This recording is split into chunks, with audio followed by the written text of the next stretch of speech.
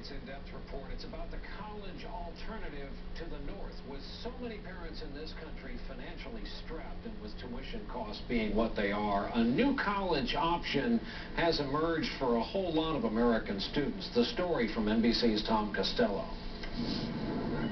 It may only be a few hours' drive from the U.S. border, but for the American students of Montreal's prestigious McGill University, Canada has become a passport to a much more affordable college degree.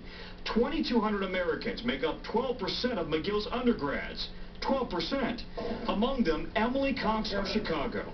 Well, it came down between McGill and Georgetown University, and it just came down to money. Georgetown's $45,000 to $50,000, McGill's $20,000, and so obviously I chose McGill.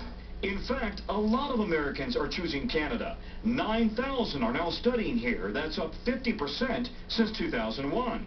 Attending 60 Canadian schools like McGill, Carleton, University of Toronto, Dalhousie, and UBC, but at 30 to 60% less than what private U.S. schools charge. Canadian schools are easier to get into in some cases, but they're harder to stay in. At a high school in Vermont recently, a sign of the times, as parents and students crowded into a Canadian college recruiting night. The biggest issue, money. It looks like we will save between $20,000 and $30,000 a year. Why are Canadian schools so much cheaper? Because the Canadian government provides a large chunk of their funding, and Americans can still use their 529 college savings accounts, U.S. loans, even apply for scholarships. While some Canadian schools require Americans to submit ACTs or SATs, many more don't. No interviews, no essays. In Canada, admission all comes down to grades. We are not trying to sell a cheap education.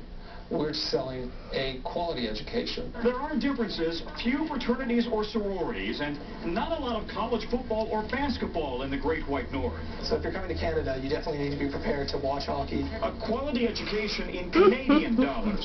For a lot of Americans, the price is right. Tom Costello, NBC News, Montreal.